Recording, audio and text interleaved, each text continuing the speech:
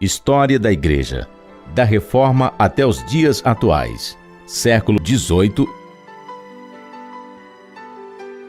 A Igreja tem sido o lugar da ação de Deus pelos últimos 2000 anos. Este documentário traz o trabalhar de Deus nos seus filhos e na história da humanidade, desde a época da Reforma Protestante até os dias atuais. Mostra os grandes avivamentos e movimentos cristãos durante os séculos seguintes e o testemunho individual de muitos crentes. A palavra de Deus foi aberta e muitas verdades bíblicas ocultas foram reveladas no decorrer de cada século. Após a Reforma, o palco político foi de muitas guerras religiosas na maioria dos países da Europa, até que houvesse a liberdade religiosa e a separação entre Igreja e Estado. Esses fatos contribuíram para o desenvolvimento de modelos de estados independentes e a queda do absolutismo na Europa. Por outro lado, a imigração de cristãos para os novos continentes cresceu rapidamente e um novo modelo de sistema religioso foi formado, principalmente nas Américas, o denominacionalismo. Em meio a tudo isso, Deus sempre manteve uma linha de expressão da sua vontade entre alguns remanescentes de seus filhos. Nos séculos XVIII e XIX, surgiram movimentos de avivamento nas igrejas, guiados pelo Espírito de Deus em várias localidades e países. Agradou a Deus despertar muitos filhos e em diferentes partes do mundo há um ardente desejo de estudar as Escrituras Sagradas e levar o Evangelho da graça e do Reino de Deus a todos os povos.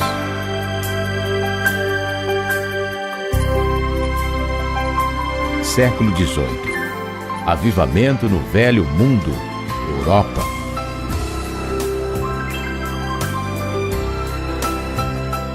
Em 1722, sobreviventes cristãos que falavam alemão, residentes no norte da Morávia, começaram a buscar refúgio na vizinha Saxônia, pois foram expulsos de sua pátria durante a Guerra dos 30 Anos, 1618-1648. Espalharam-se por diversas regiões da Europa. O jovem conde chamado Nikolaus Ludwig von Zinzendorf, 1700-1760, permitiu que eles fundassem uma vila em sua propriedade, Berthersdorf, cerca de 110 quilômetros a leste de Dresden. Zinzendorf foi um homem levantado por Deus para dar refúgio a milhares de perseguidos religiosos na Europa. Assim, houve um grande despertamento da obra missionária naquela época. Zinzendorf nasceu em Dresden, na Saxônia, no dia 26 de maio de 1700, no seio de uma família nobre, piedosa de confissão luterana. Seu pai, um alto oficial da corte, faleceu logo após o seu nascimento, mas no leito de morte o consagrou à obra do Senhor.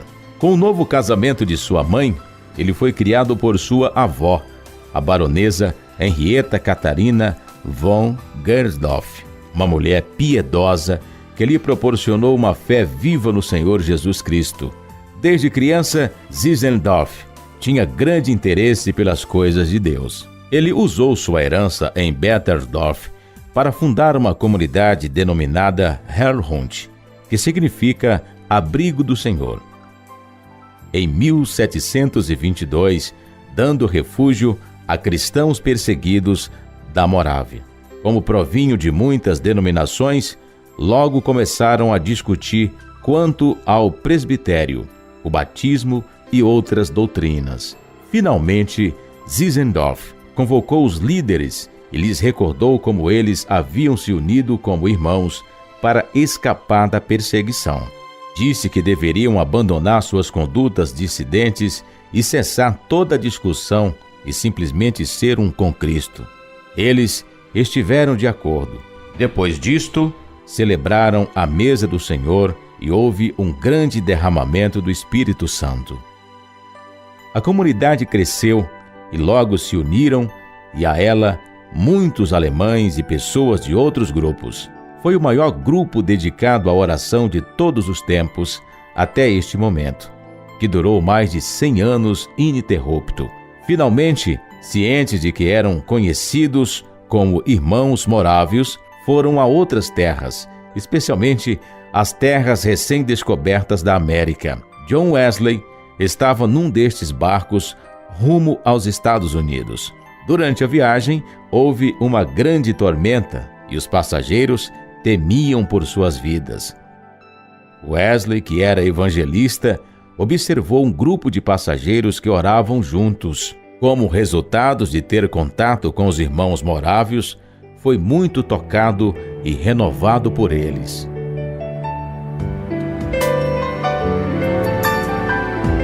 Até os confins da terra. Os morávios escreveram uma das páginas mais nobres das missões cristãs em todos os tempos. Até esse momento, nenhum grupo cristão tivera tanta consciência do dever missionário e nenhum outro grupo teve tamanha consagração a esse serviço em proporção ao número de seus membros. Eles davam grande ênfase à devoção, à experiência e aos sentimentos, em contraste com a ortodoxia, aos credos e aos rituais. Também valorizavam a conversão pessoal, o sacerdócio universal dos crentes, o estudo das Escrituras, os pequenos grupos para comunhão e auxílio mútuo, e um cristianismo prático voltado para a educação, missões e beneficência. Os morávios enviaram missionários para as Ilhas Virgens, Groenlândia, Suriname, África do Sul, Jamaica, Canadá, Austrália, Tibete, entre outros longínquos lugares. Até 1760, ano da morte de Zinzendorf, os morávios haviam enviado 226 missionários a 10 países e cerca de 3.000 conversos haviam sido batizados. Os irmãos morávios, embora pouco numerosos, exerceram forte influência espiritual sobre outros grupos, especialmente na Inglaterra. A convivência com alguns morávios causou profundo impacto em John Wesley e William Carey. Eles também inspiraram a criação de 2 agências de missões, a Sociedade Missionária de Londres, 1795, e a Sociedade Bíblica Britânica e Estrangeira, 1804. A vida da igreja que praticaram os que estavam com o conde Zinzendorf foi um bom começo. Foram eles que praticaram pela primeira vez a vida da igreja na restauração do Senhor depois da reforma.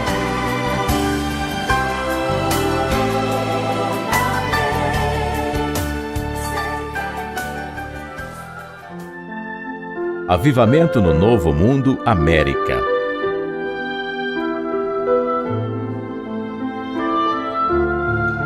Por volta de 1734, ocorreu um avivamento na região da Nova Inglaterra, região nordeste dos Estados Unidos, que se espalhou por toda a região. Esse ficou conhecido como o primeiro grande avivamento. Vários servos de Deus foram despertados nessa época, como Jonathan Edwards, pastor de uma igreja congregacional em Northampton. David Brainerd foi um dos primeiros missionários entre os indígenas. Em 1798, a primeira Sociedade Missionária Nacional foi organizada na América. Seu objetivo era cristianizar os indígenas da América do Norte, manter e promover o conhecimento cristão nos novos povoados dentro dos Estados Unidos. John Wesley, David Brainerd, George Whitefield e William Carey, entre muitos outros não citados aqui, são alguns dos nomes mais conhecidos do avivamento nesse período.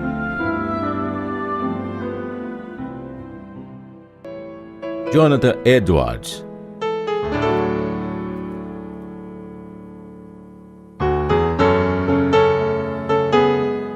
Jonathan Edwards nasceu numa família puritana em outubro de 1703 em Connecticut, Estados Unidos. Ele foi o quinto de 11 filhos gerados pelo casal Timothy e Esther Edwards. Foi o único filho homem do casal com 11 filhos. Ele começou a estudar latim aos 6 anos de idade e aos 13 já era fluente também em grego e hebraico. Em 1716, quando tinha apenas 13 anos, ingressou na Universidade de Yale, de fundação dos puritanos, em New Haven, e em 1720 obteve o bacharelado, iniciando em seguida os estudos teológicos nessa mesma instituição, obtendo o mestrado em 1722. Em seguida, assumiu uma cadeira de professor assistente em Yale, cargo que ocupou por 2 anos. Edwards teve um papel fundamental na formação do primeiro grande despertamento. O seu sermão, Pecadores nas Mãos de um Deus Irado, é considerado um clássico da literatura americana. Ele conviveu na mesma época com George Whitefield. Edwards é amplamente conhecido por seus muitos livros, como O Fim para o Qual Deus Criou o Mundo, A Vida de David Brainerd, serviram para inspirar milhares de missionários de todo o século XIX. Edwards tornou-se conhecido como pregador avivalista que enfatizava a soberania de Deus, a depravação da humanidade, a realidade do inferno e a necessidade de conversão e novo nascimento. Edwards morreu devido a uma inoculação contra a varíola, pouco após o início da presidência do Colégio de Nova Jersey, que mais tarde veio a tornar Universidade de Princeton. Tinha 55 anos de idade. Ele encontra-se sepultado no cemitério de Princeton.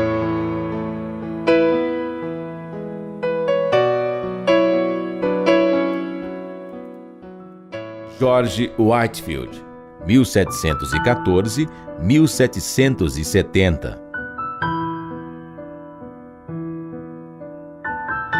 Foi pastor anglicano itinerante, que ajudou a espalhar o grande despertar na Grã-Bretanha e principalmente nas colônias britânicas norte-americanas. Conhecido como o pregador ao ar livre, foi um evangelista muito conhecido do século XVIII. Pregou durante 35 anos na Inglaterra e nos Estados Unidos, quebrou as tradições estabelecidas a respeito da pregação e abriu o caminho para a evangelização de massa. Na Universidade de Oxford, Inglaterra, cooperou com os irmãos John e Charles Wesley, com quem fazia parte do mesmo grupo de estudos. Whitefield veio de família pobre e não tinha meios para pagar nem a taxa de matrícula.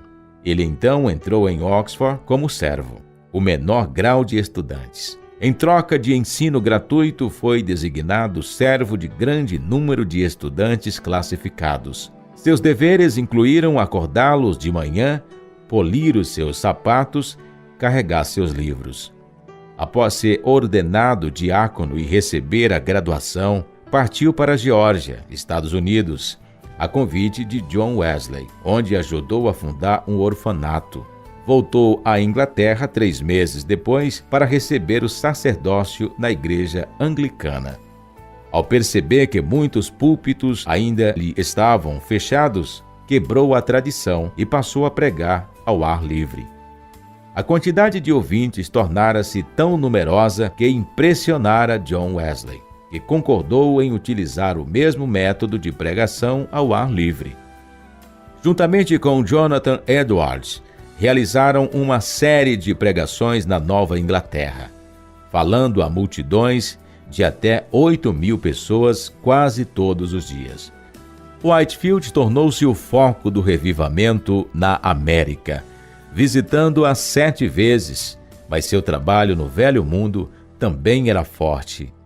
Em certa ocasião, na Escócia, pregou a 100.000 ouvintes.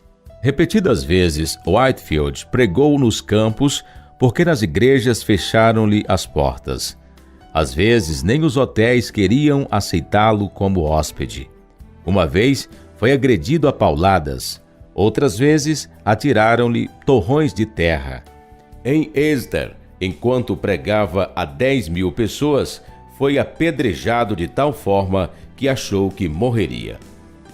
Whitefield continuou a pregar extensivamente nos Estados Unidos e por toda a Grã-Bretanha e Irlanda. Crê-se que pregou mais de 18.000 sermões. Whitefield morreu na América em 1770, da forma que desejara, no meio de uma série de pregações. No seu funeral, John Wesley o homenageou como um grande homem de Deus. Encontra-se sepultado na Igreja Presbiteriana, Condado de Essex, Massachusetts, nos Estados Unidos.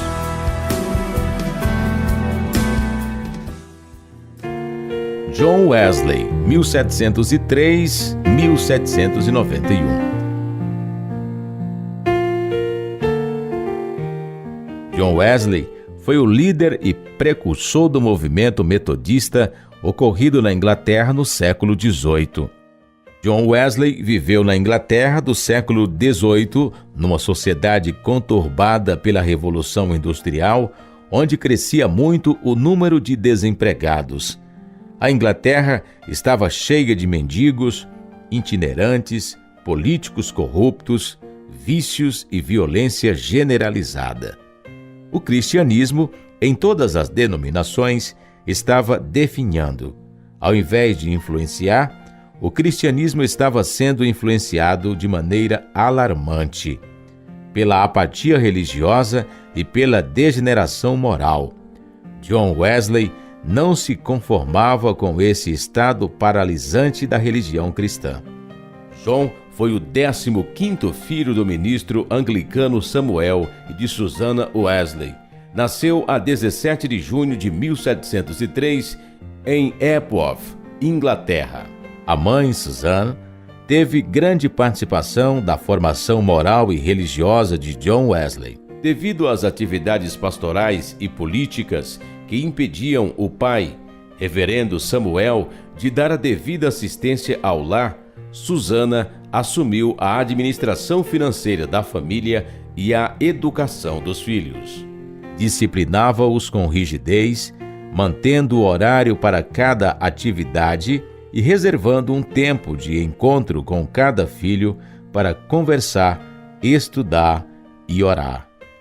Ainda na infância, quando John tinha 5 anos de idade, houve um grande incêndio em sua casa que a destruiu totalmente.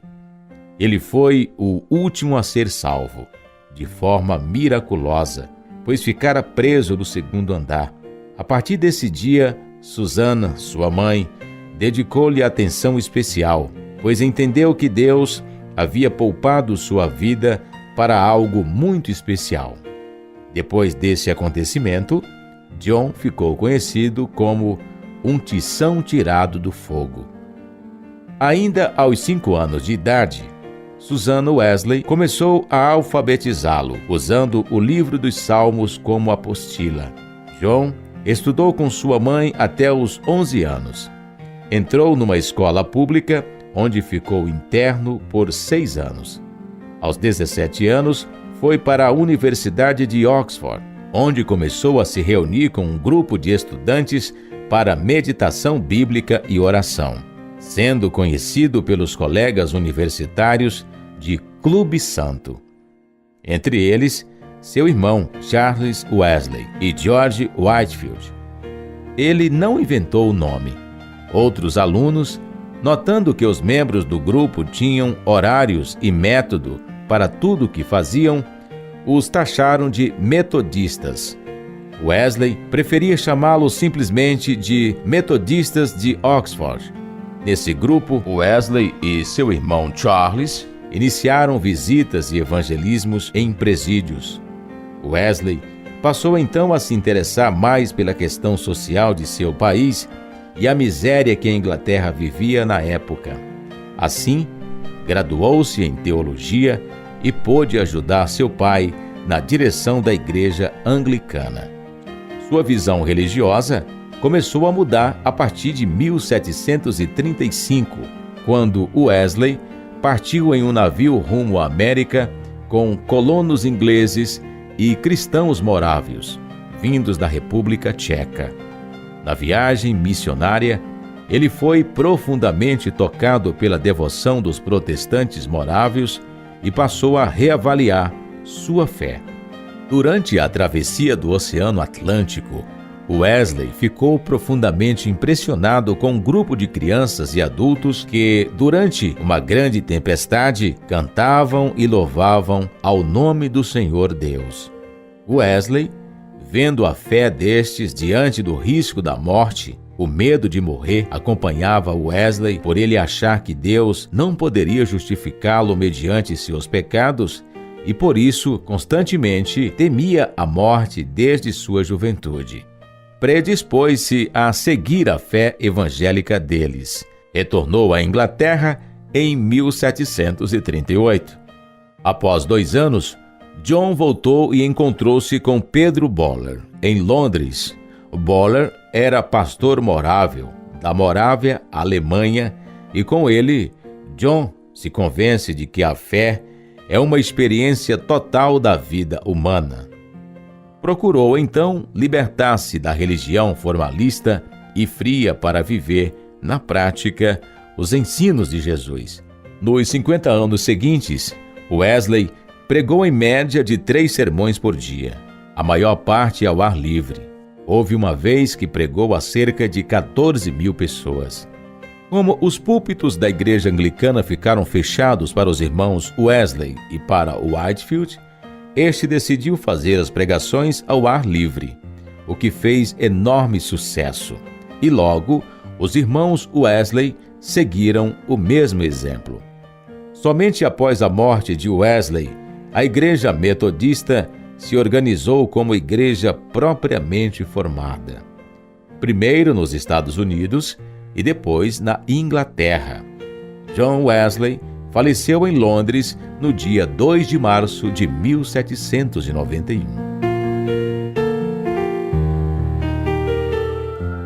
David Brainerd, 1718-1747.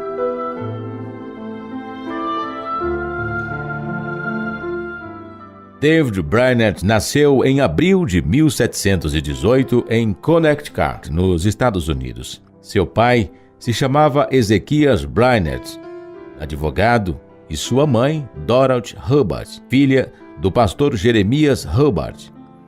David foi o terceiro filho de um total de 5 filhos e 4 filhas.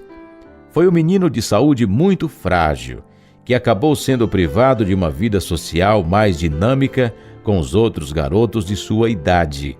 Seu pai morreu quando ele tinha apenas 9 anos, e aos 14, ele perdeu também sua mãe. Brainerd tinha 21 anos quando se converteu e 2 meses depois ingressou na Universidade de Yale, mas largou-a alguns anos depois. Ele tinha muita consideração sobre as pessoas que nunca tinham ouvido falar de Cristo e chamou-lhe particular atenção a triste condição dos índios norte-americanos. Não havia muitos missionários trabalhando entre eles. Brainerd teve desejo de levar o evangelho aos índios e isso foi crescendo em seu coração, até deixar tudo e partir como missionário entre os índios. Seu ministério tornou-se bem amplo, alcançando índios nos vários estados norte-americanos de Nova York, Nova Jersey e a leste da Pensilvânia. Por volta de 1745, mesmo os índios que viviam de forma impiedosa, opondo-se à pregação do Evangelho, se convenceram do pecado. Vários se converteram. Muitos brancos que apareciam por curiosidade para ouvir o que Brainerd dizia aos índios também foram convertidos. Índios de toda a floresta ouviram falar de Brainerd e vinham em grande número ouvi-lo. Ao escolher o trabalho nas florestas úmidas, Brainerd sabia que não poderia esperar viver muito. Ele assistiu seu corpo definhar pouco a pouco. Aos 29 anos, foi colocado em seu leito de morte, sofrendo em agonia e dor física. Testemunhou de Cristo em seus momentos finais e anelava por encontrar-se com o Senhor. Ele faleceu em 9 de outubro de 1747 e foi sepultado em Northampton, Massachusetts. Jonathan Edwards conduziu o funeral. Foi uma vida curta, mas que glorificou a Deus grandemente.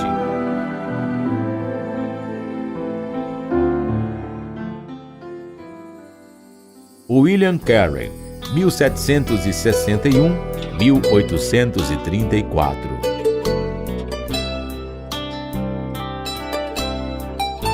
William Carey foi missionário inglês batista, conhecido como o pai das missões modernas. Foi um dos fundadores da Sociedade Batista Missionária de Londres. Como missionário, evangelizou, fundou escolas e traduziu a Bíblia para o bengali, sânscrito e inúmeras outras línguas e dialetos. Com 14 anos de idade, seu pai levou-o para ser aprendiz com um sapateiro em Northamptonshire. Apesar de nascer em lar anglicano, sua primeira identificação com a fé genuína foi por meio de seu companheiro de trabalho, John Ward, filho de um desertor da igreja estatal. Em 1779, aos 18 anos, nasceu de novo, quando ainda estava identificado com a igreja oficial da Inglaterra, e uniu-se a uma pequena congregação batista. Logo começou a se preparar para pregar. Saturou-se de conhecimentos, tornando-se poliglota, dominando o latim, grego, hebraico, italiano, francês e holandês, além de diversas ciências. Ele se casou com Dorothy Plackett em 1781.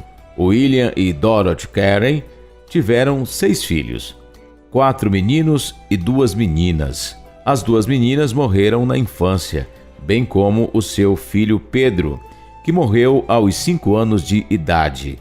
No ano de 1775, ficou impressionado com o avivamento trazido pelas mensagens de John Wesley e George Whitefield. Em 1787, foi consagrado e começou a pregar sobre a necessidade missionária no mundo, e não só na Inglaterra. Como os membros de sua congregação eram pobres, Carey teve por necessidade continuar trabalhando para se sustentar. Finalmente, em junho de 1793, a bordo de um navio, William Carey deixou a Inglaterra e nunca mais voltou, partindo para a Índia com a família, onde, em condições dificílimas e de oposição ferrenha, trabalhou durante 41 anos.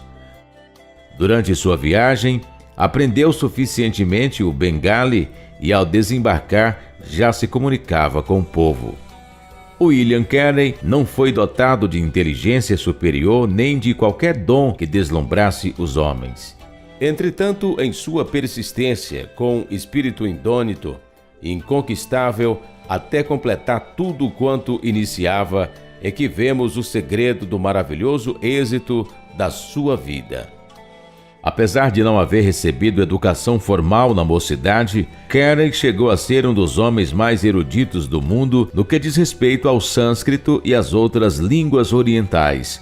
Suas gramáticas e dicionários são usados até hoje. Passou por muitas dificuldades. Dorothy era 5 anos mais velha do que ele, não sabia ler e logo revelou um temperamento difícil. No casamento reinava pouca harmonia e, para dificultar ainda mais a vida familiar, os problemas econômicos eram comuns, tornando-se mais intensos com o crescimento da família e a responsabilidade de Carey no cuidado de sua cunhada e de 4 sobrinhos, após a morte do seu cunhado e patrão. Em virtude da oposição da Companhia das Índias Orientais, a família Carey foi para o interior da Índia e logo depois para Malta. Ali, se dedicou a aprender Bengali e se aventurou numa tradução do Novo Testamento para essa língua. Em 1800, William Carey deixou Malta e transferiu-se para Serampore, território dinamarquês, perto de Calcutá. Ali, ele permaneceu até o fim da vida. Ao lado de Joshua Marsman e William Hart, Carey passou a viver um tempo maravilhoso de trabalho em equipe, marcado por oração, respeito, mútua cooperação e compromisso sério com a obra do Senhor. Com dedicação sem igual, disposto a sacrificar seus bens, tempo e qualquer outra coisa a que pudesse se apegar, Carey organizava escolas, ensinava línguas orientais no colégio de Fort William, em Calcutá, e continuava seus esforços na tradução da Bíblia, que verteu inteira para 3 idiomas: bengalês, sânscrito e marathi. Além disso, traduziu porções da Bíblia para inúmeras outras línguas, ainda que a qualidade de seu trabalho não fosse muito apreciada pelos críticos. Dorothy Carey morreu em 1807 e 6 meses depois do seu sepultamento, o viúvo se casou com Charlotte Hummer. O casamento foi feliz e durou até 1821, quando Charlotte morreu. Durante seu tempo de convivência, o casal dedicou-se ao trabalho de tradução, pois Charlotte tinha grande habilidade linguística. O trabalho de Carey na Índia foi extraordinário. Ele tinha uma visão missionária muito à frente do seu tempo, dedicando-se à causa cristã, sem desrespeitar os aspectos da cultura local que não feriam os valores revelados por Deus nas páginas da Bíblia. Na manhã de 9 de junho de 1834, a Índia disse adeus ao grande pai das missões. Carey morreu com 73 anos, respeitado por todo o mundo como o pai de um grande movimento missionário. Quando chegou à Índia, os ingleses negaram-lhe permissão para desembarcar.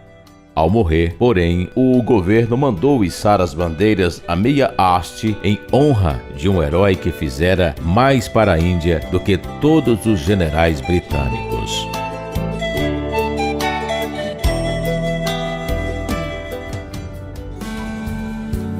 Adoniram Judson, 1788-1850.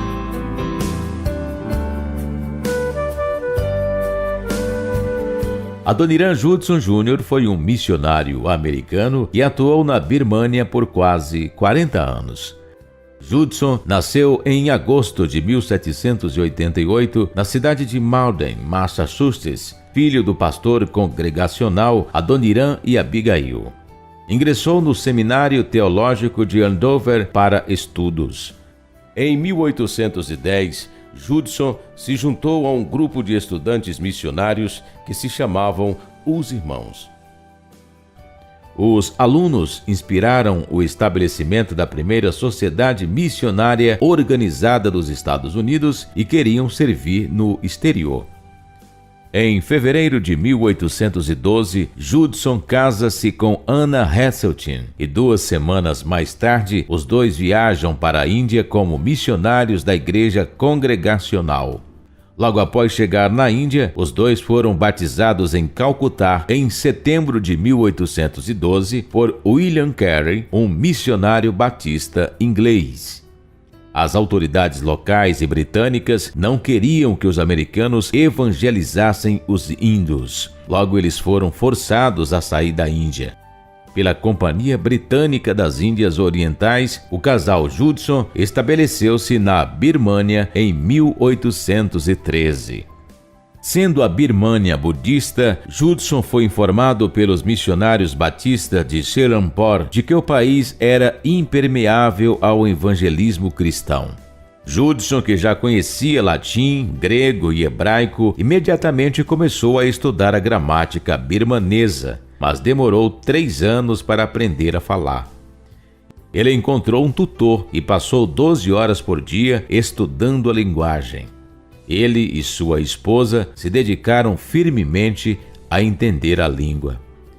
Ele aprendeu alguns costumes birmaneses e construiu um zayat, um costumeiro abrigo de bambu, na rua perto de sua casa, como sala de recepção e local de encontro para homens birmaneses. 2 meses depois, ele batizou seu primeiro convertido birmanês, Maung Nao, um carpinteiro de 35 anos das tribos do monte. As tentativas dos Judsons de criar interesse nos nativos de Rangoon no Evangelho de Jesus tiveram pouco ou quase nenhum resultado. Para aumentar o desânimo, o segundo filho, Roger William Judson, morreu aos 8 meses de idade. O progresso do cristianismo continuaria a ser lento e com grande risco de morte no Império Birmanês. Levou 12 anos para conseguissem 18 conversões. Entretanto, Judson compilou o primeiro dicionário birmanês-inglês e ajudou bastante durante a tradução da Bíblia para o birmanês, feita em grande parte durante a sua prisão. Após a sua morte, o trabalho de compilação do dicionário foi finalizado pelo seu colega E.A. Stevens. Adoniram estudou o antigo idioma Pali, que era o idioma em que estavam escritos os livros budistas. Anna estudou o idioma Thai, que se falava em Sião, Tailândia. Uma impressora foi enviada de Serampore e um missionário que chegou da América com sua esposa em 1817 produziu os primeiros materiais impressos em birmanês, impressos na Birmânia, que incluíram 800 cópias da tradução de Judson sobre o Evangelho de Mateus. Adoniram Judson terminou a tradução de toda a Bíblia apenas em 1834. Anna não viu a obra completada. Neste momento começa a guerra entre a Birmânia e a Grã-Bretanha. Como os Judsons recebiam sustento dos americanos através dos ingleses, as autoridades birmanesas pensaram que Adoniram fosse um agente e assim foi feito prisioneiro por 21 meses e sofre tortura física e mental. Essa batalha acabou seriamente a sua saúde e Anna Heseltine Judson acabou morrendo em 1826. Neste mesmo ano, morre sua filha Maria. Adoniram começa o trabalho com a tribo dos Karens. Com o recebimento da notícia da morte do seu irmão nos Estados Unidos, retorna para casa após 18 anos. Nos Estados Unidos faz sermões que inspiram centenas de jovens. Um casal, George e Sarah, o acompanhava de volta à Birmânia. George morre no campo missionário. Judson termina a tradução da Bíblia para o birmanês em 1834. Neste mesmo ano, casa-se com Sarah Boardman, viúva do missionário George, que havia morrido 3 anos antes. Nasce uma menina que foi chamada de Abby Ann. Nascem mais 3 filhos, Adoniram Brown, Earl Nathan e Harry. Sarah tem sua saúde enfraquecida após o parto e o pequeno Harry morre com 1 ano e 7 meses de idade. Após alguns anos, nasce outro filho, também chamado Harry. Nascem mais 2 filhos, Charles e Edward. Como a saúde de Sarah está enfraquecida, eles voltam para os Estados Unidos em 1845. Recebendo a boa-vinda de um herói, estimulou o interesse em missões estrangeiras onde quer que ia. Sarah morre neste mesmo ano. Em 1846, casa-se com Emily Tubac, uma escritora bem conhecida, e 6 semanas depois voltam para a Birmânia. Ele tinha então 58 anos. 3 de seus filhos permanecem nos Estados Unidos, Adoniram, Elnathan e Abby Ann. Os últimos anos de Adoniram Judson foram gastos na maior parte no trabalho em um dicionário birmanês-inglês. Nasce mais uma filha, Emily France. A doença crônica tornou-se mais severa e durante a viagem de navio, Adoniram Judson falece e é enterrado na Baía do Mar de Bengala, no dia 12 de abril de 1850. 10 dias após sua morte, Emily dá à luz o segundo filho do casal, Charles. Porém, ele morre no mesmo dia. Após a morte de sua primeira esposa e principal colaboradora nos trabalhos de tradução, Ana, Adoniram começou a trabalhar com o povo Karen. Apesar de parecer não ter tido resultado algum até a sua morte, o integrante do povo Karen, Go Tabio, testemunhou Jesus Cristo ao seu povo. Go teve seu testemunho e pregação com a Bíblia em birmanês, que os Judson traduziram. Conseguiu alcançar para Jesus quase todo o seu povo.